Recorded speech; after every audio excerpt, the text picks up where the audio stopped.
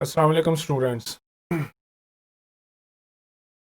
Compiler construction के पहले lecture के साथ, और आप जानते हैं कि हाई लेवल लैंग्वेजेस उनको एग्जीक्यूट होने के लिए मशीन लैंग्वेज में चेंज होना पहले ज़रूरी। हाई लेवल लैंग्वेजेस को मशीन लैंग्वेज में चेंज करने के लिए जो चीज़ इस्तेमाल होती है उसको लैंग्वेज प्रोसेसर कहते हैं। लैंग्वेज प्रोसेसर दो तरह के होते हैं, एक इंटरप्रेटर और एक कंपाइलर। इन दोनों का डिफरेंस भी आप इंट्रोडक्शन में भी पढ़ चुके हैं, सी पढ़ते वक्त भी आपने पढ़ा है और भी मुख्तलिफ जगह पर, और ना हो तो एक मरतबा इसको रिवाइज कर लीजिएगा। तो कंपाइलर का काम है सोर्स कोड को टारगेट कोड में चेंज करना। कंपाइलर के लिए जो कुछ हम पढ़ेंगे कंपाइलर कंस्ट्रक्शन में, उसके इंट्रोडक्शन में पहले आपको बुक बता दी जाए। कंपाइलर कंस्ट्रक्शन की बुक है, ये एवी आहू और रवि सेठी ने लिखी हुई है। इसको ड्रैगन बुक भी कहते हैं। ये आप साइन में देख रहे होंगे, बुक पर आपको एक ड्रैगन का साइन बना हुआ नज़र आ रहा है, तो इसलिए इसको ड्रैगन बुक भी कहा जाता है। इस नाम से भी ये पॉपुलर मार्केट में ज़्यादा यही बुक है। इसके अलावा भी कुछ बुक्स हैं, लेकिन ज़्यादातर हमेशा इसी बुक से पढ़ाया जाता है। कंपाइलर हम पढ़ते क्यों हैं, इसका ये मकसद हरगिज़ नहीं है कि आप लोगों ने कंपाइलर कंस्ट्रक्ट करना है, नया कंपाइलर बनाना है। लेकिन सम टाइम जब आप मेल सर्वर पे काम करें और उसकी कोई स्क्रिप्टिंग करने लगें, तब आपको कंपाइलर के कॉन्सेप्ट्स की ज़रूरत होगी। या कहीं आप हार्डवेयर के मतलब काम करने लगें, किसी अच्छी इंडस्ट्री में आपको जॉब मिल जाती है, वहाँ पर ये कॉन्सेप्ट आपके काम आएंगे।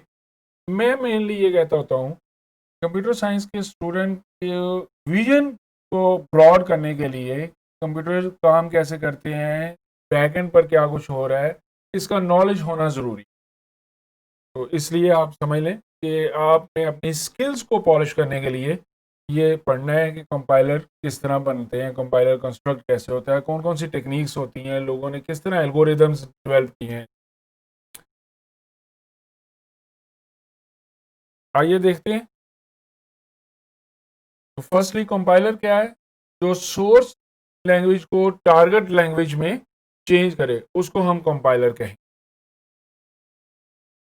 अब टारगेट लैंग्वेज ज़रूरी नहीं है कि वो मशीन लैंग्वेज ही होगी। ज़्यादा कॉन्सेप्ट तो यही है कि टारगेट लैंग्वेज मशीन लैंग्वेज। अगर हम कोई ऐसा सॉफ्टवेयर डेवलप कर लेते हैं जो सी के प्रोग्राम को जावा में चेंज कर देता है, तो वो भी एक किस्म का कंपाइलर ही हो, एक लैंग्वेज से दूसरी टारगेट लैंग्वेज में चेंज कर।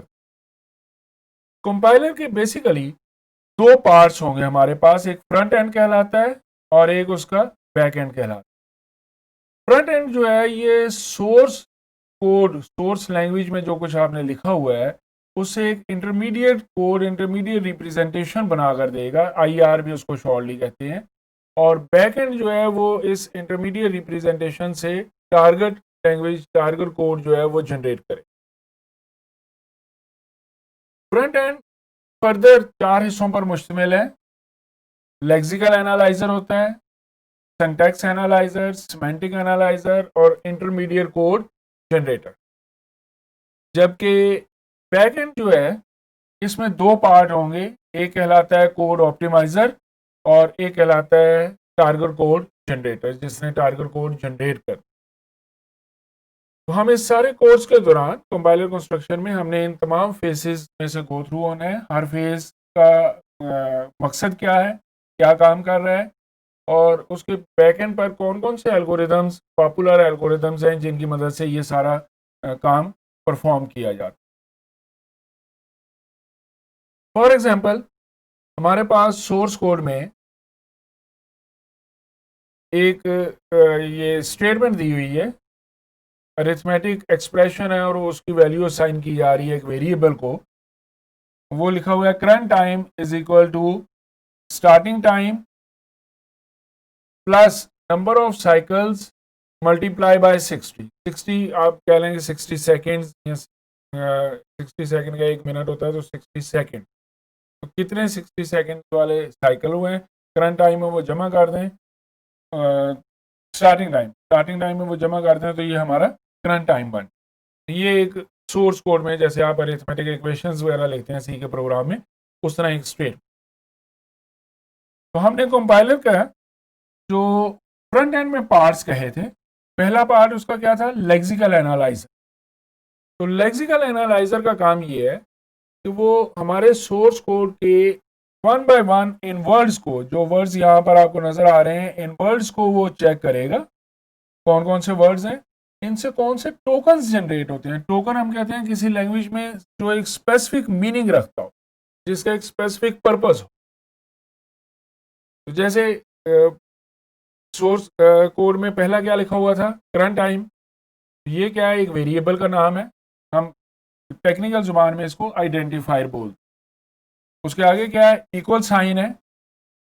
इक्वल साइन पर को असाइनमेंट स्टेटमेंट कहते हैं। यहाँ पर ये as a assignment statement use हो रही है, कंपैरिजन नहीं, असाइनमेंट स्टेटमेंट यूज हो रही है। तो टोकन जनरेट हुआ आइडेंटिफायर, फिर टोकन जनरेट हुआ हमारे पास असाइनमेंट स्टेटमेंट का, असाइनमेंट ऑपरेटर का। फिर उससे नेक्स्ट है स्टार्ट टाइम, ये भी एक आइडेंटिफायर है। उससे आगे एक ऑपरेटर है, वो एडिशन का ऑपरेटर है। उससे नेक्स्ट साइकिल्स लिखा हुआ है, ये भी एक वेरिएबल का नाम है, एक आइडेंटिफायर है। तो 3 आइडेंटिफायर हो गए हमारे पास, इसको आइडेंटिफायर थर्ड कह दिया गया। फिर मल्टीप्लाई का साइन है, ये मल्टीप्लाई ऑपरेटर हो गया, ये भी एक टोकन है। और फिर 60, ये एक न्यूमेरिक वैल्यू है, एक इंटीजर वैल्यू। अब यूं कह लें कि लेक्सिकल एनालाइजर स्पेलिंग चेक कर, स्पेल के एतबार से चीजें ठीक हैं या नहीं ठीक, स्पेल के एतबार से वो कोई चीज बन रही है या नहीं बन। जैसे MS वर्ड में आप काम करें, MS वर्ड में क्या कुछ है आपके पास, MS वर्ड में आपके पास है एक स्पेल चेक होते हैं। अगर आपके स्पेलिंग गलत हैं तो वो रेड अंडरलाइन कर देता है उसको। और एक सिंटैक्स चेक हो रहा होता है, अगर आपका सिंटैक्स गलत हो रहा है तो वो शायद उसको ब्लू करता है कि समथिंग, एक लाइन उसके नीचे लगा दे।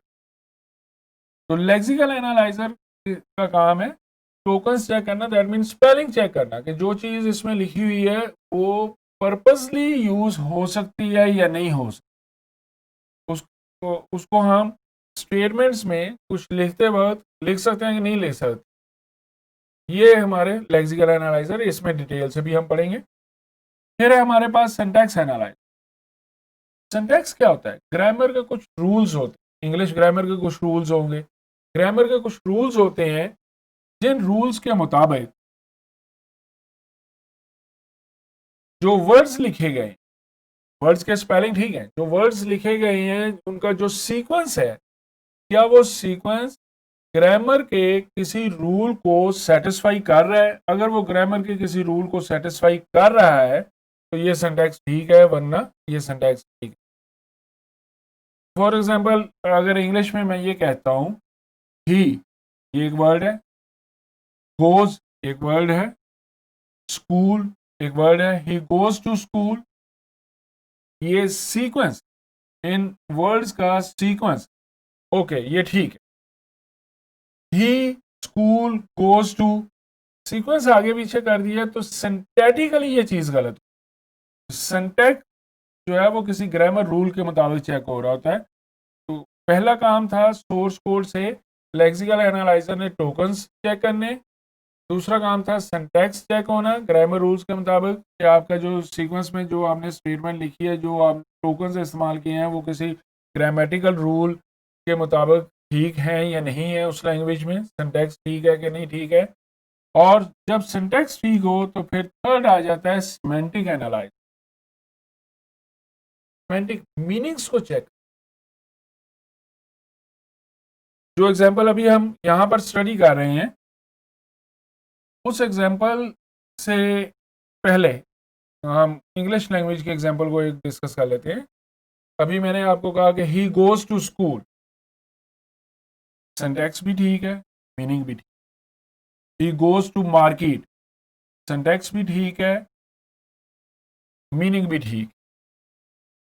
ही गोज टू बुक, अब सिंटैक्स ठीक है, सिंटैटिकली सिंटैक्स ठीक है, लेकिन मीनिंग क्या हुआ है, वो किताब की तरफ जाता है, वो किताब को जाता है।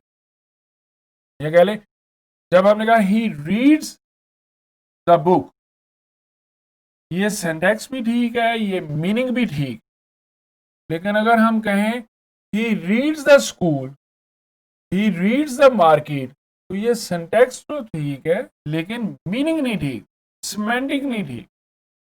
तो थर्ड पार्ट था हमारे पास सिंटैक्स एनालाइजर के बाद semantic analyser. Semantic analyser meanings के एतबार से चेक कर। अब अगर मैं लैंग्वेज की एग्जांपल दूं, आपसे अगर मैं पूछता हूं कि आप मुझे बताएं सी में अगर आप ये लिखते हैं सॉरी 5/2, सी आउट स्टेटमेंट में आप लिखते हैं 5/2, इसका आंसर क्या हो? मे बी अभी आपके जहन में आए 2.5, जी नहीं, आप इसको सी आउट में करके देखें, सी आउट, और सी आउट में ये 5/2 लिखें, तो इसका जवाब 2 कहेगा। वजह क्या है? इंटीजर डिवाइडेड बाय इंटीजर हो रहा है, तो इसका जवाब भी इंटीजर में आएगा। लेकिन अगर आप सी आउट में लिखते हैं 5.0 डिवाइडेड बाय 2.0, तो ये हमने कह दिया floating point divided by floating point. अब इसका जवाब सी आउट में आएगा 2.5। तो सी लैंग्वेज ये कहती है कि अरिथमेटिक ऑपरेटर्स में अगर आप कोई ऑपरेटर यूज कर रहे हैं, उसके दोनों ऑपरेंड्स की डेटा टाइप जो है वो सेम होनी चाहिए। 5 और 2 दोनों डेटा टाइप जो है इंटीजर हैं। 5.2 और 5.0 और 2.0 दोनों की डेटा टाइप सेम है, डेटा टाइप सेम होनी चाहिए। लेकिन अगर मैं ये लिखता हूं 5.0 डिवाइडेड बाय 2 सी आउट, अब क्या होगा? डेटा टाइप तो डिफरेंट है। तो यहां पर सिमेंटिक एनालाइजर थोड़ी सी करेक्शन खुद कर देगा इसको, वो जो हमने कहा था type cast, implicit type cast, type change हो जाना। इंटीजर एक है और एक फ्लोट है, तो डेटा टाइप दो मुख्तलिफ हैं, तो जो लो डेटा टाइप है वो हाई डेटा टाइप में कन्वर्ट हो जाएगा। ये टाइप कास्टिंग आपकी हो। ये सिमेंटिक एनालाइजर ने काम किया। सिमेंटिक एनालाइजर ने चेक किया कि दोनों की डेटा टाइप सेम होनी चाहिए थी, अगर सेम नहीं है तो सेम कर दी उसे। और समटाइम सिमेंटिक एनालाइजर जो काम ऑटोमेटिकली नहीं कर सकता, वो फिर एरर जनरेट कर देता है। इसकी एग्जांपल्स भी बाद में देखेंगे किस तरह की एग्जांपल्स है कि सिंटैक्स हमारा ठीक है लेकिन सिमेंटिक ठीक नहीं है, तो सिमेंटिक एनालाइजर वहां पर क्या काम करता है। 3 पार्ट हो गए हमारे पास। लेक्सिकल एनालाइजर ने टोकन जनरेट किए, सिंटैक्स एनालाइजर ने सिंटैक्स चेक किया, सिमेंटिक एनालाइजर ने मीनिंग्स को चेक किया, मीनिंग के एतबार से वो चीज़ ठीक है कि नहीं ठीक, एक्सेप्टेबल है या नहीं है। और फिर उसके बाद नेक्स्ट होगा हमारे पास इंटरमीडिएट कोड जनरेटर, इसने कोड जनरेट कर इसी एग्जांपल को जिसको हम डिस्कस कर रहे थे कि करंट टाइम, कौन सी एग्जांपल थी ये? एग्जांपल हमारे पास सोर्स कोड की, current time is equal to starting time plus number of cycles multiply by 60। Syntax ठीक हो गया, सिमेंटिक ठीक हो गया। इंटरमीडिएट कोड इसका क्या जनरेट होगा? इंटरमीडिएट कोड इसका जनरेट ये हुआ, इस ट्री को देखें जो नजर आ रहा है आपको यहां पर, डाउनवर्ड से ये सॉल्व होना शुरू होगा अपवर्ड की तरफ। तो पहले इंटीजर है, इंटीजर को रियल में कन्वर्ट किया। अगर बाकी वेरिएबल आपके रियल है, फ्लोटिंग टाइप है, तो इंटीजर को रियल में चेंज किया, तो ये आपका एक टेम्परेरी वेरिएबल हो गया, temp1 कैरी। फिर temp1 को आइडेंटिफायर 3 के साथ, आइडेंटिफायर 3 हमारा क्या था? साइकिल्स, उसके साथ मल्टीप्लाई किया। इसका जो जवाब बना वो टेम्परेरी वेरिएबल 2 में स्टोर कर। टेम्परेरी वेरिएबल 2 में जो स्टोर किया डाटा मल्टीप्लिकेशन का, उसमें एडिशन कर दी आइडेंटिफाई 2 की स्टार्टिंग टाइम, और जो जवाब आया इसको टेम्परेरी वेरिएबल 3 में स्टोर कर। और फिर टेम्परेरी वेरिएबल 3 जो है, इसका डाटा जो है वो आइडेंटिफायर 1 जिसको करंट टाइम कहा गया था उसमें स्टोर कर दिया। ये एक इंटरमीडिएट कोड जनरेटर जो हमने एक स्टेटमेंट लिखी थी, उस स्टेटमेंट के बदले में 4 स्टेटमेंट बन गई हैं जो वही फाइनली वही काम करेंगी। ये 1 बाय 1 इसको क्यों कन्वर्ट किया गया, एक ही मरतबा सारा क्यों नहीं लिख दिया गया? पॉसिबल नहीं है। आपने अगर असेंबली लैंग्वेज पढ़ ली है, आप जानते होंगे कि असेंबली लैंग्वेज में किसी स्टेटमेंट में मैक्सिमम आपके पास 2 ऑपरेंड, तो वो 2 ऑपरेंड्स उनका जो रिजल्ट आता है वो किसी रजिस्टर में स्टोर हो रहा होता है। तो स्टेटमेंट हमारी तमाम ऐसी बन रही हैं जिनमें मैक्सिमम 2 ऑपरेंड्स हैं, फिर उसकी वैल्यू जो है वो किसी वेरिएबल में हम स्टोर। ये हमारा इंटरमीडिएट कोड जनरेटर। यहाँ तक था हमारा फ्रंट एंड का काम, और फिर इसको सेकंड फेज में जिसको बैक एंड कहा गया था, वहाँ पर पहले कोड ऑप्टिमाइज़र है। कोड ऑप्टिमाइज़र ट्राई करता है कि इस कोड को ऑप्टिमाइज करके देखा जाए, मज़ीद बेहतर बनाकर देखा जाए कि क्या चीज़ बन रही है। कोड को शॉर्ट किया जाए, ऑप्टिमाइज करना, शॉर्ट करना, फालतू चीज़ें उसमें से ख़त्म करना। तो चेक करें, आपके पास जो इंटरमीडिएट रिप्रेजेंटेशन थी, इंटरमीडिएट कोड था, उस इंटरमीडिएट कोड में 4 स्टेटमेंट है। तो कोड ऑप्टिमाइजर ने पहली अटेम्प्ट ये की, एक फंक्शन जो कॉल हो रहा था, आपके यहाँ पर पहली स्टेटमेंट में एक फंक्शन कॉल हो रहा है, जो फंक्शन कॉल हो रहा था इनटू रियल, उस फंक्शन को निकाल दें और डायरेक्ट वो रियल वैल्यू रिप्लेस कर 60 की जगह डायरेक्ट 60 था, उस पर फंक्शन इंप्लीमेंट होता था इंटीजर को रियल वैल्यू में, फ्लोट वैल्यू में चेंज करना। तो वो फंक्शन की वर्किंग निकाल दें, डायरेक्ट वहां पर एक वैल्यू ले आए 60.0। ओके, एक काम ऑप्टिमाइज हो गया कि हमने अपनी स्टेटमेंट्स में से जो एक फंक्शन की यूजेबिलिटी थी, यूज़ कर रहे थे, उसको हमने ओमिट कर दिया और हमने डायरेक्ट वहाँ पर कोडिंग चेंज कर दी। ये कोड ऑप्टिमाइज हो गया। मज़ीद ऑप्टिमाइजेशन क्या हुई? मज़ीद ऑप्टिमाइजेशन ये हुई स्टेप 2 में कि हम 60.0 को एक वेरिएबल में स्टोर करवा रहे थे जिसको temp1 कहा गया था। तो बजाय उस वेरिएबल में हम इसको स्टोर करें और फिर उस वेरिएबल को मल्टीप्लाई करें आइडेंटिफायर थर्ड के साथ, तो क्यों ना हम इस स्टेटमेंट को, ये जो पहली स्टेटमेंट है स्टेप 1 में, ऑप्टिमाइज कोड के स्टेप 1 में जो आपको पहली स्टेटमेंट नज़र आ रही है, वो स्टेटमेंट ही ओमिट कर देते हैं और temp1 वेरिएबल को वहाँ से ख़त्म कर देते हैं, उसके बजाय डायरेक्ट वहाँ पर 60.0 लिख देते। अब हमारी एक स्टेटमेंट भी कम हो। मजीद स्टेप 3 में हम ये करते हैं कि जो स्टेप 2 की सेकंड लाइन थी, स्टेप 2 की सेकंड लाइन एडिशन का रिजल्ट टेम्परेरी वेरिएबल थर्ड में स्टोर कर रही, और फिर हम थर्ड टेम्परेरी वेरिएबल जो थर्ड है उसकी वैल्यू को हम स्टोर करवा रहे हैं आइडेंटिफायर 1 में। तो क्यों ना बीच में से temp3 वाला कॉन्सेप्ट भी निकाल दिया जाए और डायरेक्ट एडिशन का जो रिजल्ट है उसको वेरिएबल में स्टोर कर। तो ये कोड ऑप्टिमाइजर की कुछ एग्जांपल हुई है। इस एग्जांपल को दोबारा रीड करके देखें, कुछ अंडरस्टैंडिंग आपकी डेवलप होती है। अगर नहीं होती तो फिर हम इसको मज़ीद दोबारा डिस्कस कर लेंगे किस तरह ये task perform. Intermediate code representation में हमारे पास 4 स्टेटमेंट थी। कोड ऑप्टिमाइजेशन में मुख्तलिफ स्टेप से होते हुए हमारे पास 2 स्टेटमेंट्स रह गए। अब फर्दर कोड ऑप्टिमाइजेशन का काम कमल हो गया। नेक्स्ट फेज हमारे पास क्या था? Target code generation. Target code generate होना है हमारे पास।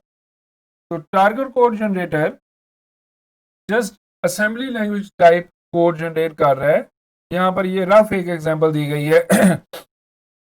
मूव फंक्शन इस्तेमाल किया गया, मल्टीप्लाई फंक्शन, ऐड फंक्शन इस्तेमाल किया गया। आपने मे भी असेंबली में इसको कुछ और पढ़ा हो, असेंबलर भी डिफरेंट होते हैं, ये जस्ट एग्जांपल के तौर पर है।